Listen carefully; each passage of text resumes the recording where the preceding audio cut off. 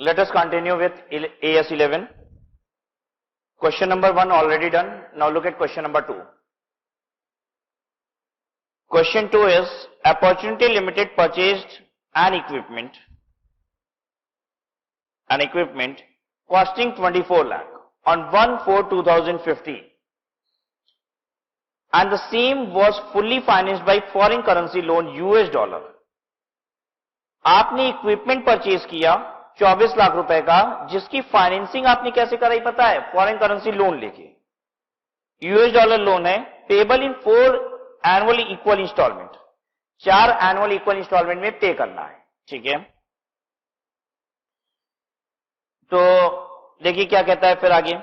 Exchange rate $1 60 रुपए and 62.5 on 1/4/2015 and 31 March 2016।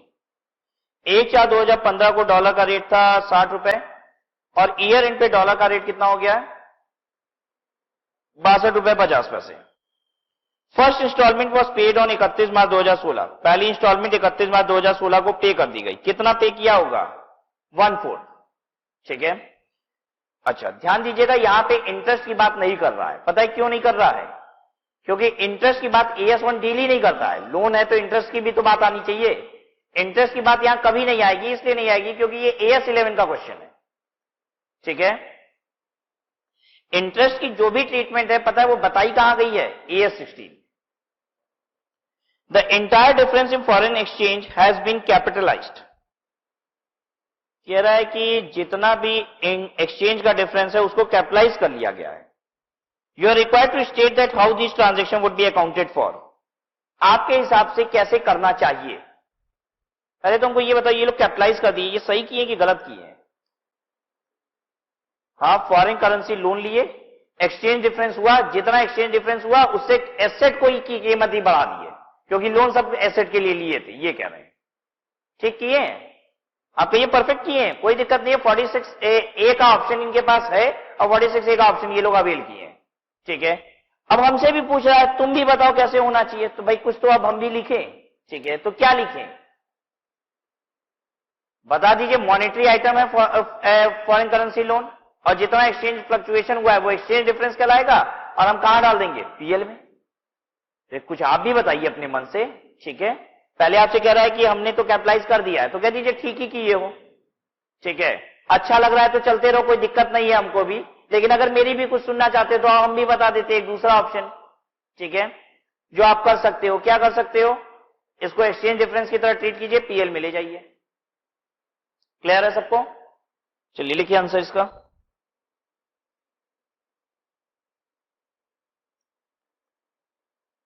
Answer 2।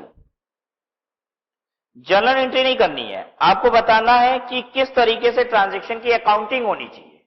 ठीक है, तो पहले आप लिखिए कि फॉरेन करेंसी लोन कितने का? Foreign currency loan is of 24 lakh रुपया का हम लोन लिए हैं, बेसिकली डॉलर में। तो डॉलर में लोन लिए तो कितने का लिए होंगे? 60 रुपए का $1 है। कितने डॉलर का लोन है मेरा? 40,000 US डॉलर, $40,000।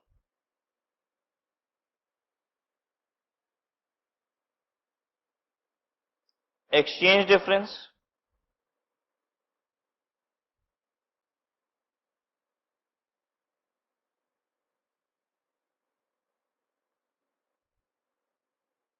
$40,000 ब्रैकेट के अंदर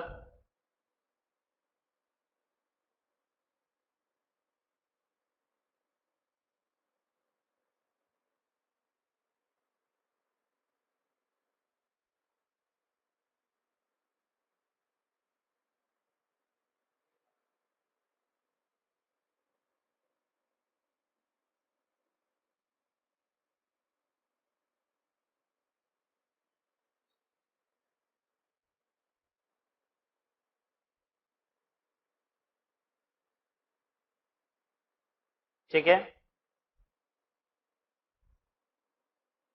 अब लिखिए foreign currency loan being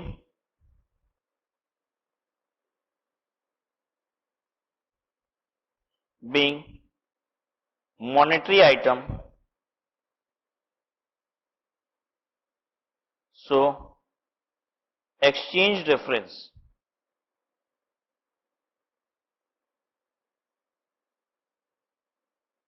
shall be charged to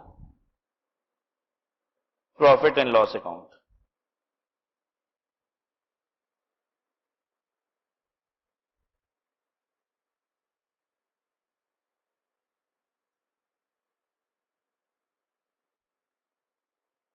basically करना तो इतना ही है, ठीक है, करना तो इतना ही है, काम हो चुका, क्वेश्चन पूरा हो चुका।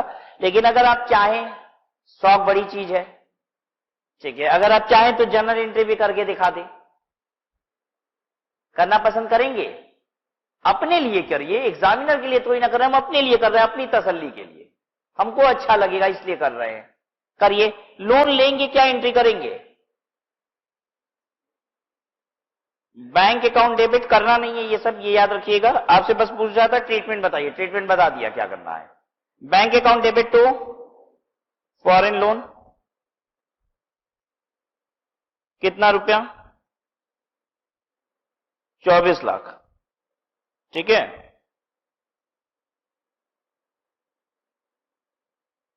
ये एंट्री होगी 1/4/15 को। 31 मार्च 16 को एंट्री क्या होगी? एक्सचेंज डिफरेंस डेबिट टू, बोलिए बच्चों, exchange difference debit to foreign loan. Foreign loan बढ़ा दीजिए, कितने रुपए से? 1 लाख। और इस 1 लाख रुपए को फिर फर्दर कहां डाल दीजिए? पीएल में। PL debit to exchange difference.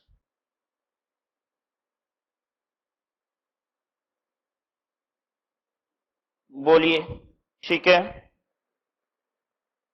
अच्छा, कुछ और भी बता दीजिए उसको, मन करे तो। कहिए वो जो कैपिटलाइज तुम कर रखे हो वो भी सही है, ऐसा नहीं है मेरे ऊपर डिपेंडेंट हो जाओ, हम जो बता रहे हैं वही बड़ी बहुत बड़ी बात बता रहे हैं, हम कोई 30 मार्क खा नहीं है, ठीक है। जो लिखा हुआ है, तुमने जो किया है वो भी परफेक्ट है, ये भी बता दीजिए उसको, ठीक है। However, option stated in para 46A of AS 11। अच्छा एक बात बताइए, और कौन सा बात कौन से पैराग्राफ में लिखी है, ये तो हम बोल नहीं रहे हैं, तो इस पैराग्राफ पे इतना फोकस क्यों कर रहे हैं कि 46A पैराग्राफ नंबर है जिसमें ये बात लिखी गई है? पता है ये अमेंडमेंट है, चेंज है, ठीक है। और पता है जब भी कोई अमेंडमेंट होता है, चेंज होता है ना, तो उससे क्वेश्चन ज्यादा आता है। हो सकता है कई क्वेश्चन में 46A यूज कर लिया तो मेरे बच्चे कहेंगे कि आता सब कुछ है, पैराग्राफ नंबर नहीं पता था इसलिए रह गए, ठीक है। इसलिए हमने पैराग्राफ 46A लिख दिया, ठीक है। और बार बार आपको बोल भी रहे हैं paragraph 46A, paragraph 46A, so that कि एग्जाम में क्वेश्चन आ जाए कि you are going to use the option of paragraph 46A। अब बताइए अकाउंटिंग ट्रीटमेंट क्या होगा? तो रिमेंबर कि we need to capitalize it.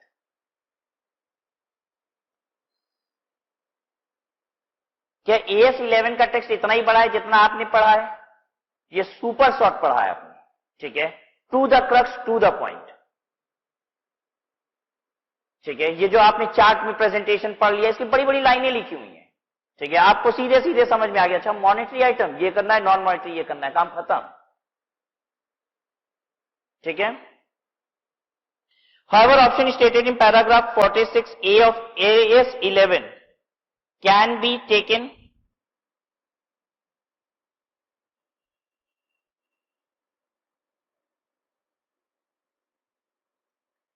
in case option is availed। तो क्या होता है?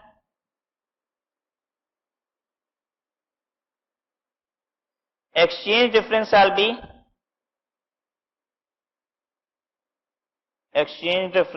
be capitalized to the cost of fixed asset।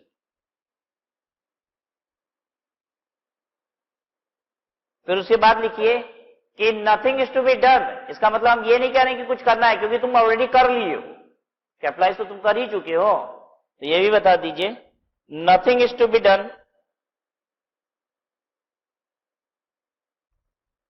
as exchange difference has already been capitalized.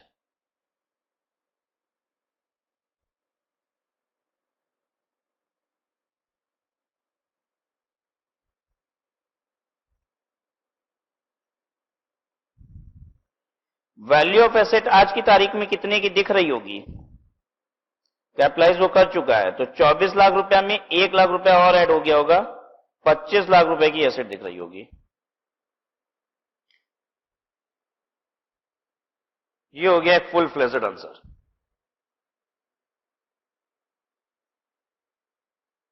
इसे कहा जाता है क्वेश्चन को सम्मान देना, इज्जत देना।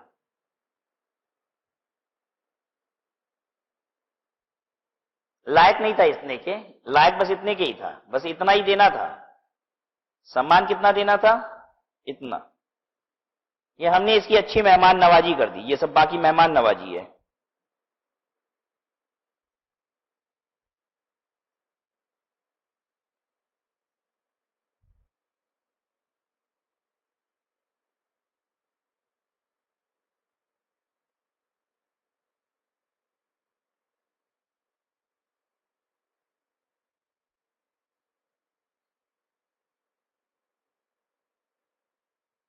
बोलो ठीक है।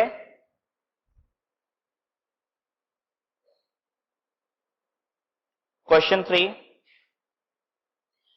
A business having a head office in Kolkata and has a branch in UK. I want to know that this question is from foreign transaction, foreign operation or forward exchange contract. कहां से है ये question? Foreign operation से है, ठीक है। वो basically business ही है मेरा विदेश में। अच्छा, अब है क्या? ब्रांच है यूके में। तो अगेन बताइए, ईफो है या फिर नीफो है? ईफो। तो लिख दें हम लोग ईफो। ईफो की सारी कहानी याद है कि रिवाइज करना पसंद करेंगे? कहेंगे तो हम तुरंत रिवाइज करा देंगे आपको। ईफो में क्या था? Fixed asset depreciation, accumulated depreciation, transaction date rate, then opening stock opening rate, closing stock closing rate, then monetary items closing rate. देखिए, इनकम एक्सपेंडिचर क्वेश्चन में एग्जाम के हिसाब से एवरेज रेट, ठीक है। और inter transaction between HO and branch is at Indian rate, ठीक है। इंडियन रेट नहीं, इंडियन बैलेंस। रेट तो है ही नहीं यहां, ठीक है, इंडियन बैलेंस। तो आइए देखिए, सुंदर सा ट्रायल बैलेंस है। The following is the trial balance of branch as on 31 March 2016। Trial balance दिया हुआ है। ये ट्रायल बैलेंस पाउंड में है क्योंकि ये यूके की कहानी है, ठीक है। जरा देख लो, टैलीड तो दिया है ना ट्रायल, कहीं इसमें भी पंगा ना कर दिया हो। देखो जरा बच्चों, पहले जल्दी से देख लो।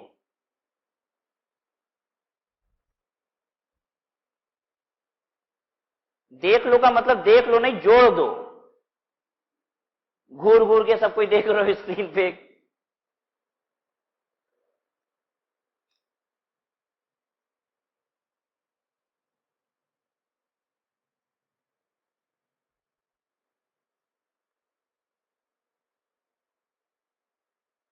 ठीक है, चलिए ठीक है, आगे बढ़ते हैं फिर। क्लोजिंग स्टॉक बता रहा है ब्रांच का 700 पाउंड है 31 मार्च 2016 को, ठीक है। अच्छा, क्लोजिंग स्टॉक ट्रायल बैलेंस में नहीं होता है क्या? नहीं होता है? कौन सा स्टॉक होता है? कोई स्टॉक होता है ट्रायल बैलेंस में भी? ओपनिंग स्टॉक होता है। सबकी बोली नहीं निकल रही है, ठीक है। आप वो लोग हो जो कुछ समय बाद यहां से जाओगे और बड़ी बड़ी कंपनियों की ऑडिट करोगे, ठीक है। आप लोग बताओगे अकाउंटिंग कैसे होनी चाहिए, पता नहीं है ओपनिंग स्टॉक क्लोजिंग स्टॉक कहां होता है। देख रहे हो कि छोटे छोटे कंधों पे क्या जिम्मेदारी लेके जाओगे।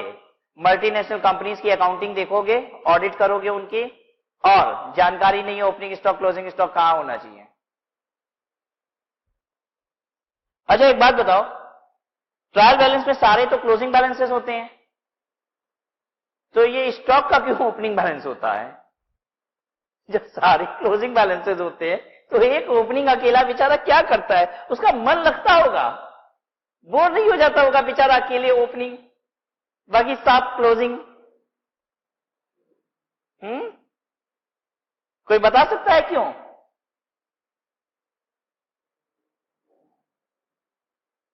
कोई ना कोई मैडम तो क्लास 11 12 में पढ़ाती होंगी अकाउंट्स। हाँ, ओपनिंग भी और कभी कभी क्लोजिंग भी दिखाते हैं, कह रहे हो? अच्छा, ओपनिंग भी कभी क्लोजिंग था इसलिए दिखा देते हो। अरे तो डेटर भी का भी ओपनिंग बैलेंस तो कभी ना कभी क्लोजिंग था, तो ओपनिंग क्यों नहीं दिखाते हो? ट्रायल बैलेंस में डेटर कौन सा है?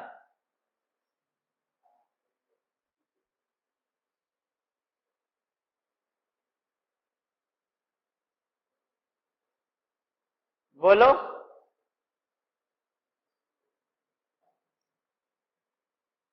कभी पूछा नहीं था मैडम से कि मैडम ये क्यों होता है ऐसे?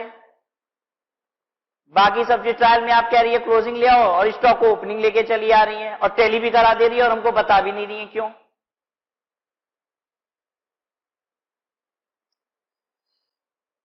सभी खाते बनाए जाते हैं, स्टॉक का कोई खाता नहीं होता। ठीक है, ट्रायल बैलेंस में क्या उठ के आता है? ट्रायल बैलेंस में हर खाते का बैलेंस उठ के चला आता है। ठीक है, हर खाते का बैलेंस उठ के ट्रायल में चला आता है, इसलिए सारा क्लोजिंग आता है। स्टॉक का खाता ही नहीं होता बेचारे का, तो वो जैसा होता है वैसे ही उठ के आ जाता है, नहाया धोया रहता नहीं है, ऐसे ही चला आया, ऐसे समझ लीजिए। ठीक है बात? क्या आपने स्टॉक का अकाउंट देखा है? टू बैलेंस बीडी, फिर लास्ट में लिखते हो बाई बैलेंस सीडी? नहीं, स्टॉक का खाता ही नहीं होता ना। होता तो शायद देखा जाता, होता ही नहीं इसका खाता।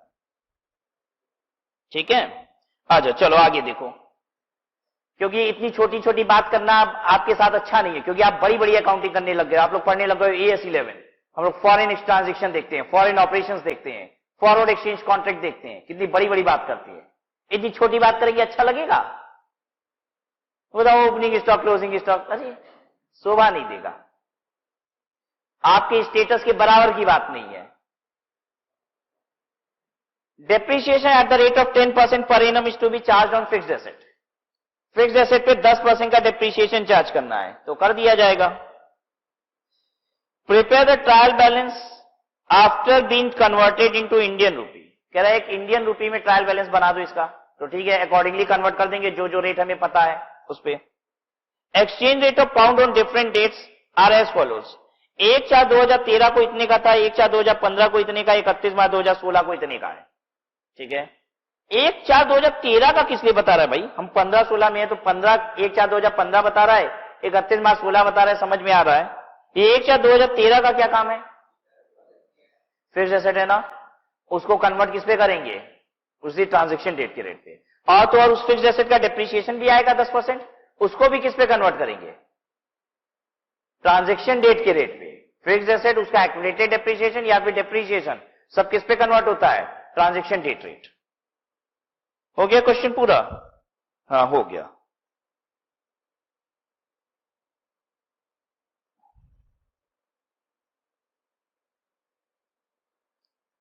आंसर 3,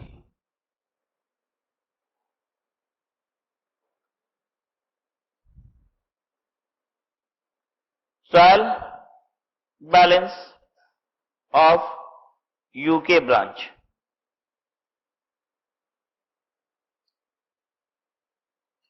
पहले देख लीजिए कितने कॉलम बना रहे हैं हम, उतने कॉलम बना लीजिएगा। एक हमारा पर्टिकुलर का कॉलम होगा, फिर इंडियन पाउंड में डेबिट, पाउंड में क्रेडिट, ठीक है, फिर कन्वर्जन का रेट, फिर इंडियन रुपी में डेबिट और इंडियन रुपी में क्रेडिट।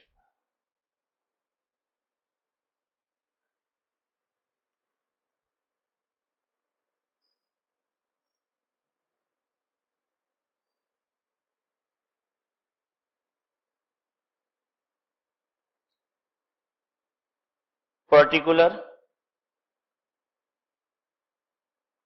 पाउंड में डेबिट, पाउंड में क्रेडिट। ठीक है, यहां पे लिखेंगे कन्वर्जन का बेसिस, मतलब किस पे करना है, ओपनिंग रेट, क्लोजिंग रेट, ये लिखेंगे आप। फिर रुपी का डेबिट, रुपी का क्रेडिट।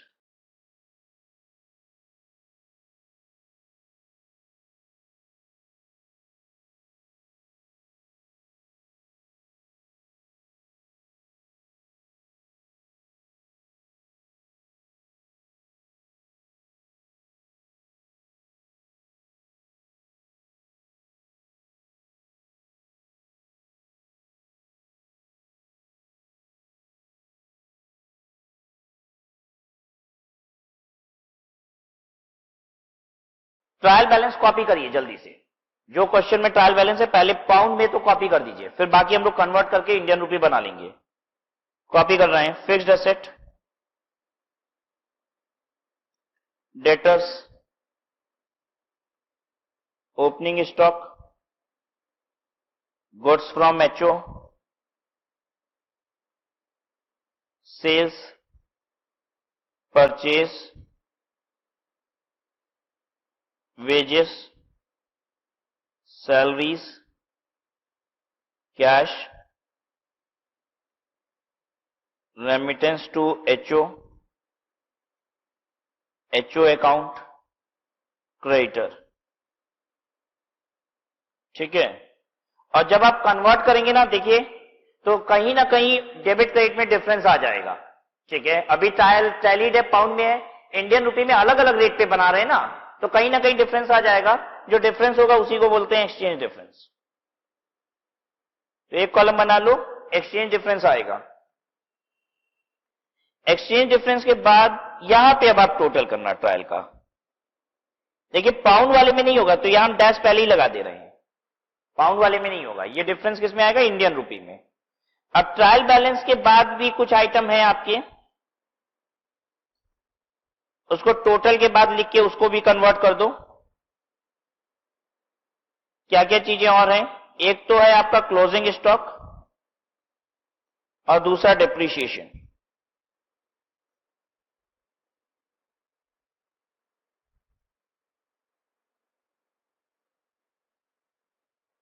ठीक है।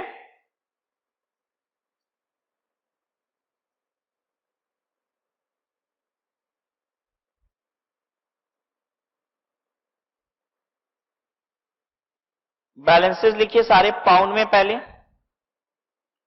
5000, 1600, 400, 6100, then 20,000, then 10,000, 1,000, 1,200, 3,200, 2,900, 7,400, 4,000।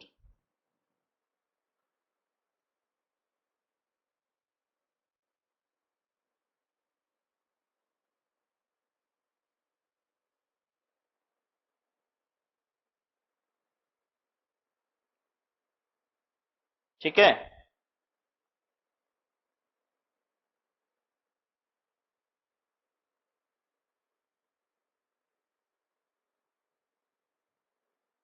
कन्वर्जन रेट बोलो। फिक्स्ड एसेट, ट्रांजैक्शन,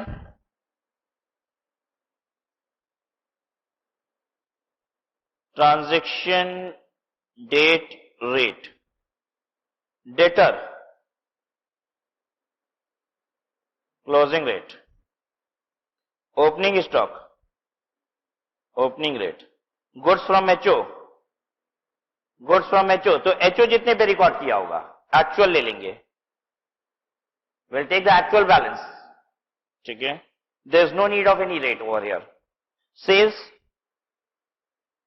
जल्दी बोलिए। Sales, purchase, income, expenditure average rate होता है। हालांकि ये होना चाहिए ट्रांजैक्शन डेट रेट, लेकिन ये सेल फीचर की एक दिन थोड़ी ना हुई है कि किसी एक दिन के रेट पे उठा के कन्वर्ट कर दे। अरे किसी दिन $100, 100 पाउंड की हुई होगी, किसी दिन 90 पाउंड की हुई होगी, तो बहुत सारे दिन का ट्रांजैक्शन ना। तो हर दिन की अलग अलग क्वेश्चन को क्या बताना पड़ेगा हमें? हर दिन की अलग अलग सेल बताओ तुम, हर दिन का अलग अलग एक्सचेंज रेट दो, हम कन्वर्ट कर देंगे। अब एग्जाम में इतना बड़ा क्वेश्चन बन नहीं सकता, सीधे एवरेज रेट पे। Average rate, purchase average rate, wages PL वाला आइटम है, एवरेज रेट। अब ये वेजेस एक दिन थोड़ी ना दिया गया होगा, तो हर दिन ना कुछ देते जा रहे होंगे, मजदूरी। सैलरीज, ये सब भी हर समय चलता रहता है। कैश, कैश हमने आपको बताया ये मॉनेटरी आइटम होता है कि नहीं, पहले हाँ या ना? Yes, it's a monetary item. Closing rate. Remittance to HO, actual ले लीजिए, एचओ ने जितना रिसीव किया है वही यहां भी लिख दीजिए। एचओ का अकाउंट, अरे तो एचओ के अकाउंट में, एचओ के खाते में ब्रांच अकाउंट दिख रहा होगा, तो एचओ के खाते में जो ब्रांच का बैलेंस है वही लिख दीजिए यहां पे, actual. Creditor, closing rate, monetary item. चलिए, ट्रांजैक्शन डेट रेट है 61। अब कैलकुलेशन आप करा दीजिए हमको जल्दी जल्दी थोड़ा। 61 से मल्टीप्लाई करके बताओ 5000 को। 1,05,000, 3,05,000। थोड़ा जल्दी जल्दी कराइएगा। 1600 इंटू क्लोजिंग रेट है 67।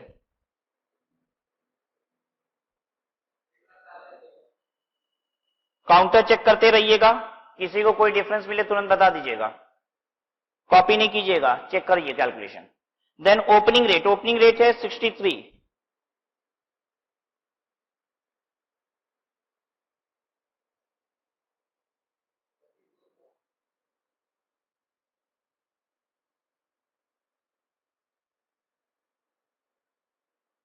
ठीक है ना?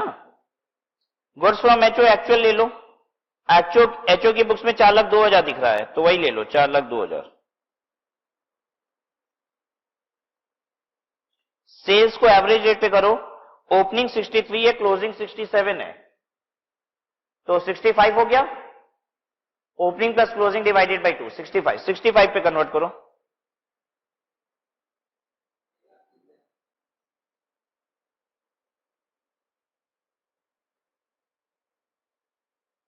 No, I am not sure.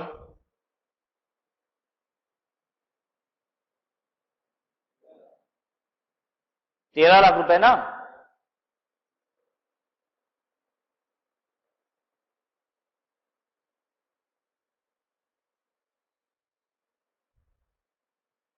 Purchase बताइए।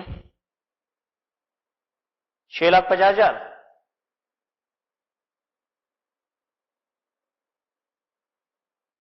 वेजेस 65,000।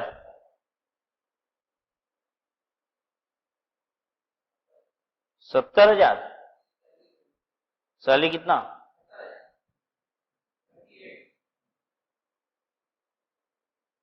कैश, कैश 67 से मल्टीप्लाई कीजिएगा।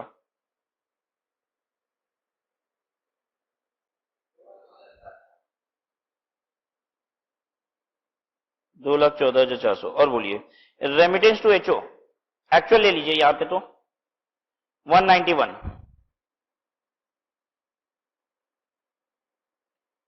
एचओ अकाउंट बताइए, एक्चुअल 490 दिख रहा है, 490 ले लीजिए। क्रेडिटर को क्लोजिंग रेट पे कन्वर्ट कर दीजिए।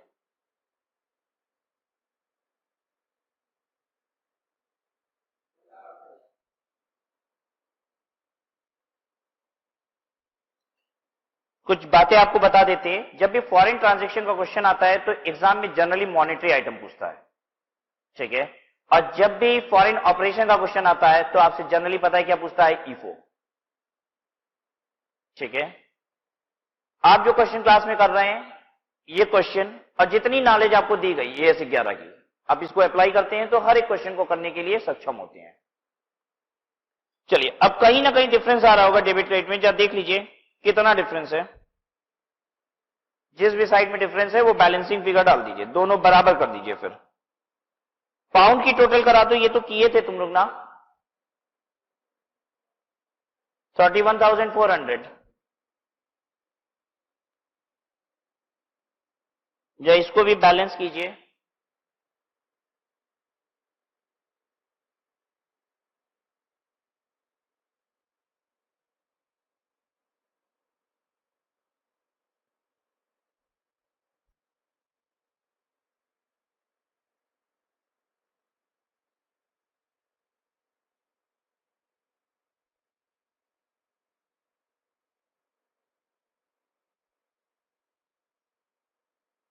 और बताइए कौन सा एक्सचेंज डिफरेंस है, डेबिट या क्रेडिट?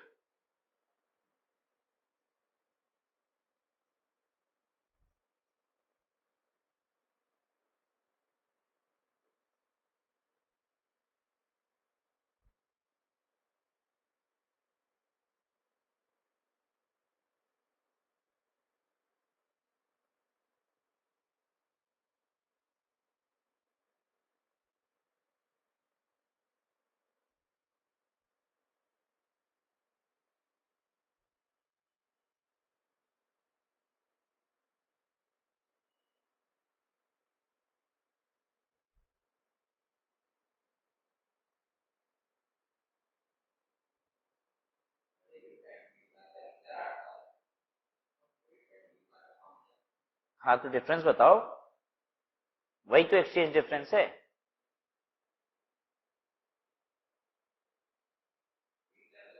20,200 किधर की तरफ कम है, तो 20,200 यहां पे डाल देंगे, हो जाएगा बैलेंस। चलो टोटल कर दो, अब कितना आएगा, 20,58,000।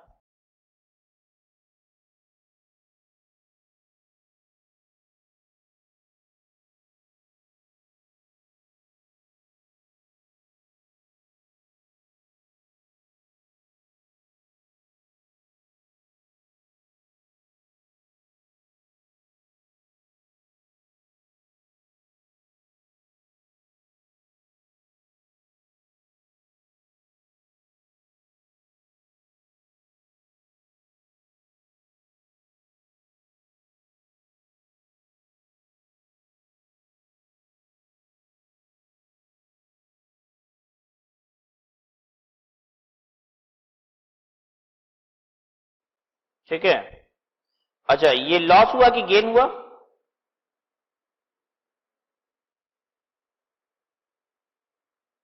एक्सचेंज डिफरेंस डेबिट हो रहा है, तो डेबिट का मतलब क्या, all expenses are debited, all incomes are credited, ये सब तो बचपन में पढ़े थे तुम लोग। ठीक है, exchange difference is being debited, that means it is a loss. Closing stock कितना है पाउंड में, बता दो हमको। हाँ 700। और डेप्रीशिएशन 5,000 का 10% यानी 500 पाउंड में। ठीक है, ट्रांजैक्शन कैसे कन्वर्ट करेंगे, क्लोजिंग स्टॉक के लिए यहां क्लोजिंग रेट लीजिए और डेप्रीशिएशन के लिए ट्रांजैक्शन डेट रेट लीजिए।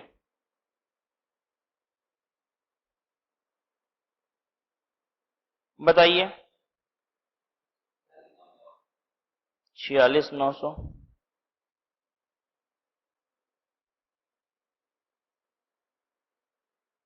ट्रांजैक्शन डेट रेट मतलब कि 61 रुपीज लेना है आपको। डेप्रीशिएशन 30,500।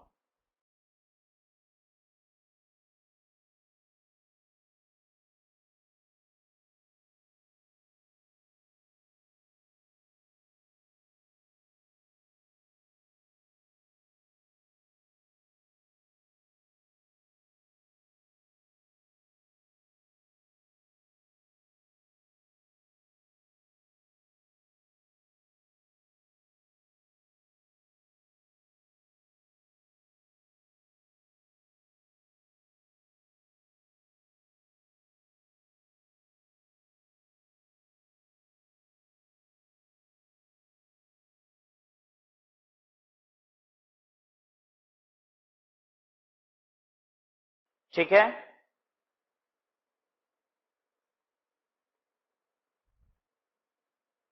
क्वेश्चन नंबर 4 देखिए।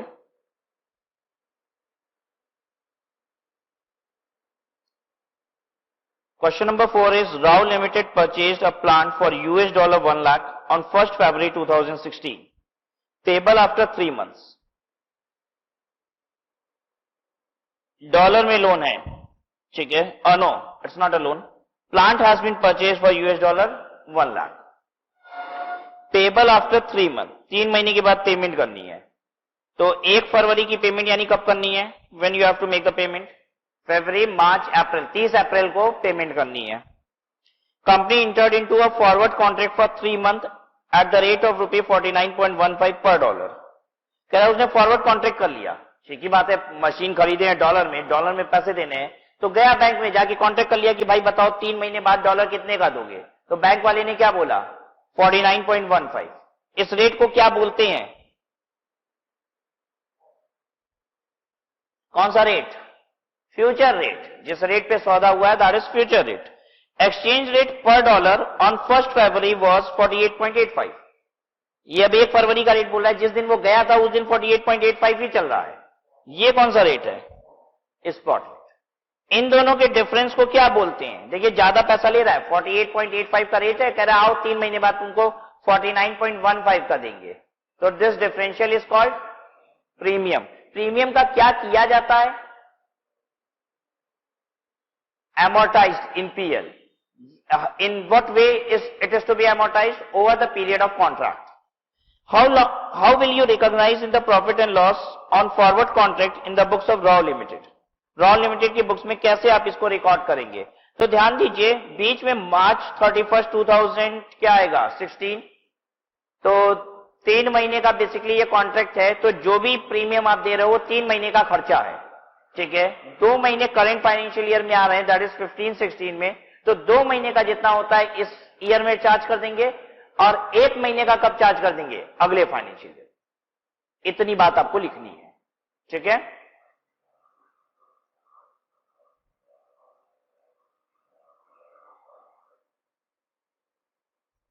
आंसर 4।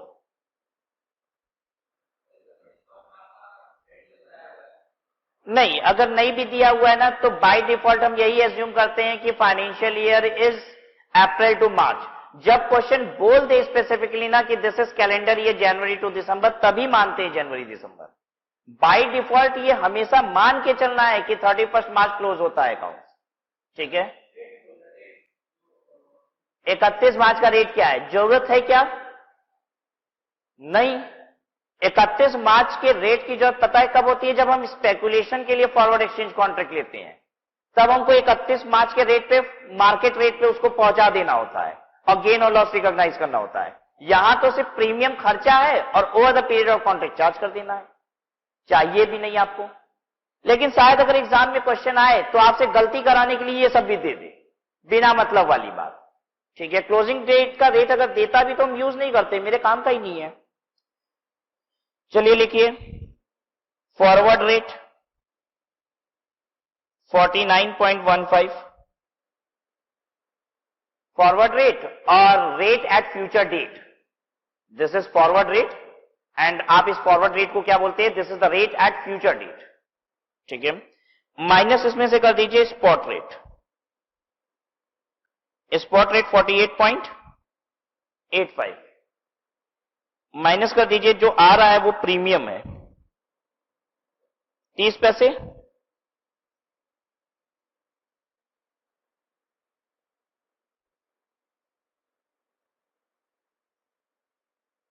ठीक है।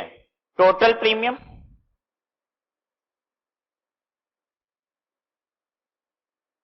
0.30 इंटू कितने डॉलर का हमने सौदा किया है, US dollar 1 lakh.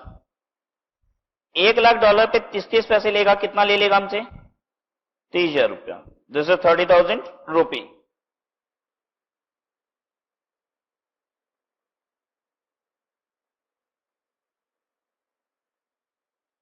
Rupee 30,000 is to be recognized in PL over the period of contract.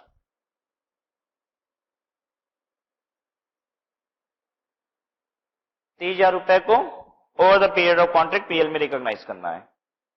Loss recognised इन 15-16, ये जो फरवरी मार्च 2016 ये कौन सा फाइनेंशियल ईयर है, 15-16, ठीक है। 15-16 में लॉस रिकॉग्नाइज कीजिए 2/3 इंटू 30,000। 2/3 समझ में आया सबको, 2 महीने हुए ना 3 महीने में से, इसलिए 2/3 20,000 रुपया। फिर लॉस रिकॉग्नाइज्ड इन 2016-17, ये कितना होगा 1/3 into 30,000, how much, rupee 10,000।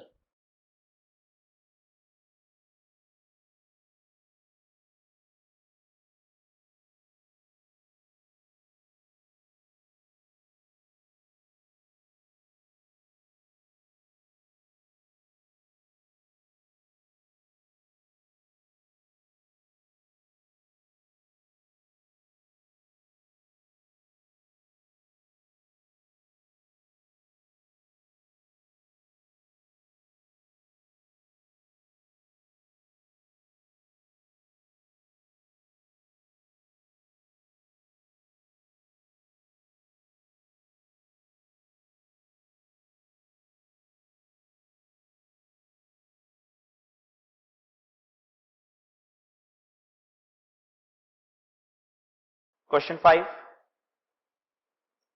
Mr. A bought a forward contract for 3 months, US dollar 1 lakh on 1st December at $1 is equal to 47.10.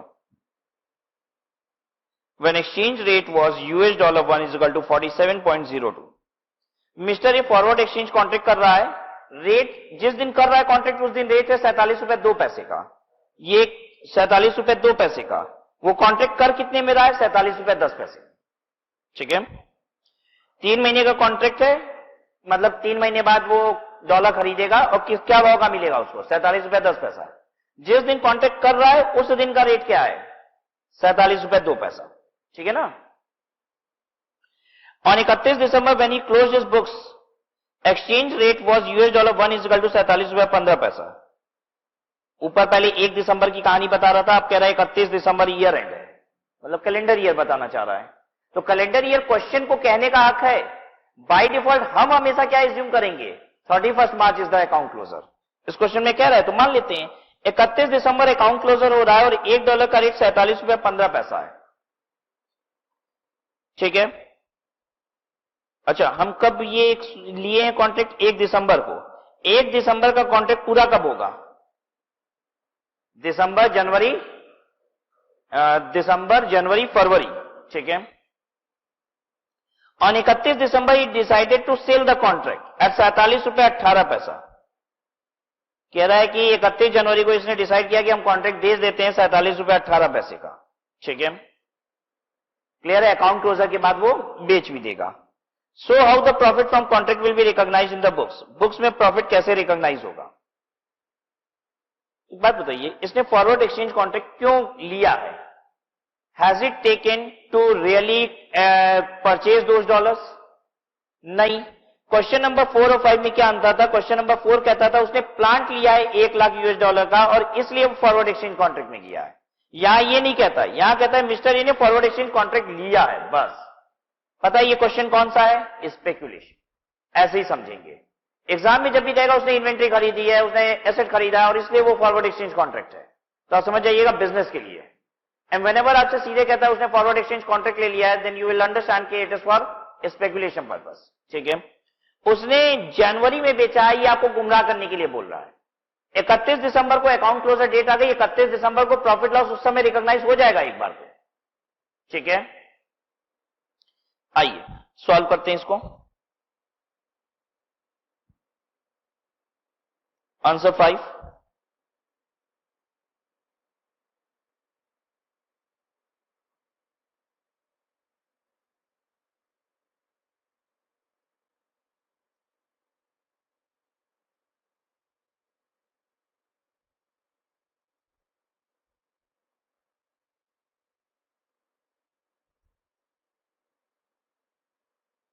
at year end that is 31st December, contract rate क्या है 47 रुपया 10 पैसा।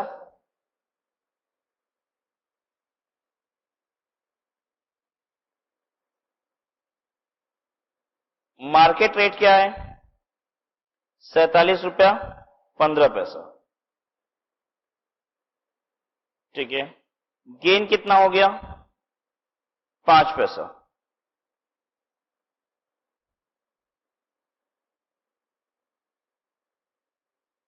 Profit taken to PL,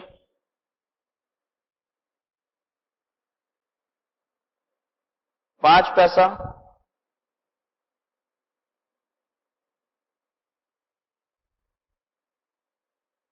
0.05 into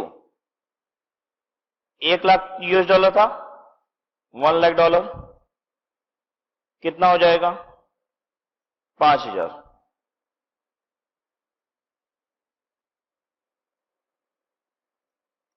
on 31st January, on 31st January, market rate ₹47.18।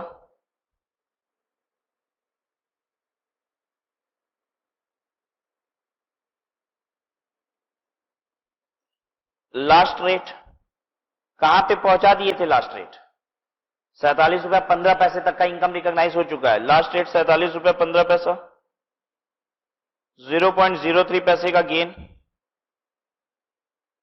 Profit taken to PL,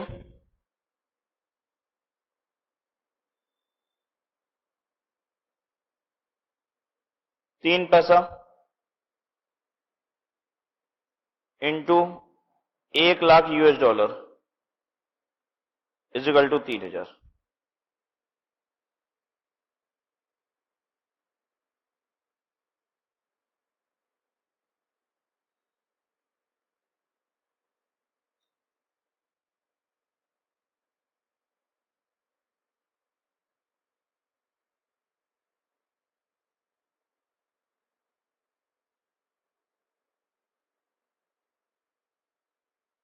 ठीक है,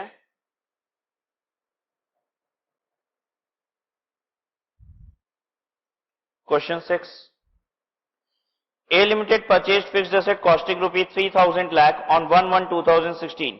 fixed asset purchase किया उसने 3,000 लाख रुपए का 1/1/2016 को, and the same was fully financed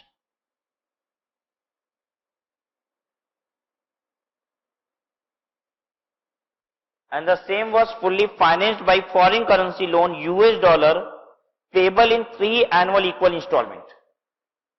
कह रहा है ये पूरा का पूरा फाइनेंसिंग $, लोन से हुआ है। ठीक है, exchange rate were $1 is equal to ₹40 and ₹42.50 on 1/1/2016 and 31/12/16। जिस दिन लोन लिया गया है उस दिन का डॉलर का रेट ₹40 है और ईयर एंड पे 42.50 हो गया। पहली इंस्टॉलमेंट पे करनी है आपको ईयर एंड पे 31/12/16। हालांकि इंस्टॉलमेंट के साथ इंटरेस्ट भी पे हो रहा होगा, लेकिन इंटरेस्ट की बात कर नहीं रहा है क्योंकि ये AS 11 है, AS 16 में इंटरेस्ट की बात होती है। The entire difference in foreign exchange has been capitalised.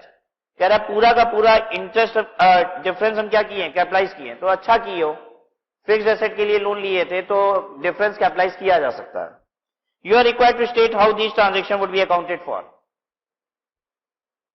क्या एग्जैक्टली ऐसा ही क्वेश्चन आपने किया कि नहीं किया है? कौन सा क्वेश्चन था वो? Question number 2। This was exactly the same question. Mostly आपको ऐसे क्वेश्चन एग्जाम में आते हैं, इसलिए एक रिवीजन दे दिया आपको फिर से उसी तरीके के क्वेश्चन का। ठीक है, क्या करेंगे हम लोग, एक बार अब आप प्लान कीजिए। हमने करा लिया है, तुरंत पहले फॉरेन करेंसी लोन बना लीजिए। ठीक है, एक बार फिर से कर देते हैं इसको। Answer 6, you will do foreign currency loan. Foreign currency loan कितने का होगा? 3,000 लाख डिवाइडेड बाई कितना? ₹40। बोलिए जल्दी कितना हुआ ये?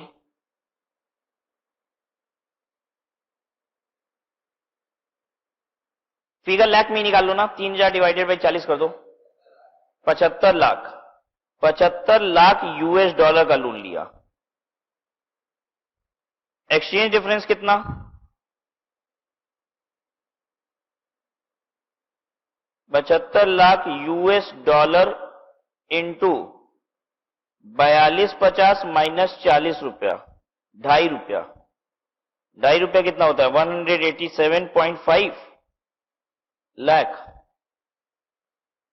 ये रुपी हो गया, इतना एक्सचेंज डिफरेंस।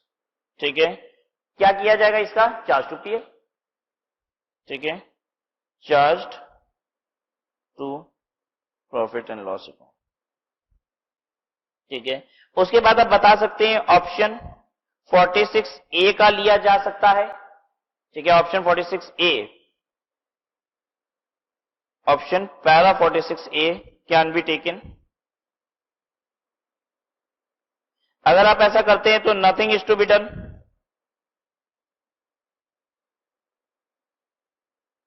क्यों?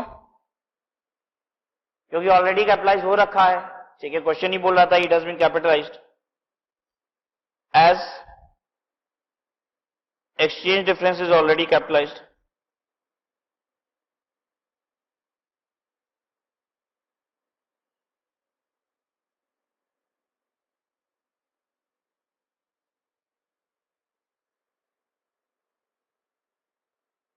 Option para 46A can be taken, and in case you go for this option, you need not do anything as it has already been capitalized.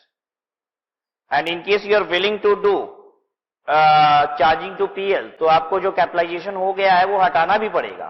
Capitalise कर दिया है इसने तो वो हटाना पड़ेगा कैपिटलाइजेशन और फिर पीएल में चार्ज कर लीजिए। और अगर कैपिटलाइजेशन आप कहते हैं तो फिर कुछ मत कीजिए क्योंकि ऑलरेडी हो चुका है।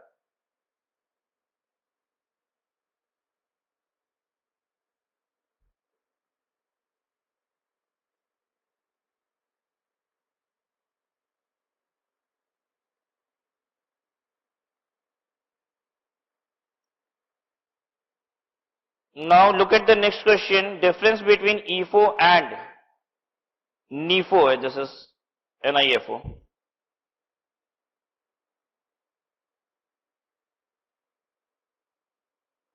शॉर्ट फॉर्म की वैसे कोई रिस्ट्रिक्शन नहीं होती है। शॉर्ट फॉर्म तो हम लोग बनाते हैं अपने से, जो चाहे जो लिख लो, व्हाटएवर, ठीक है।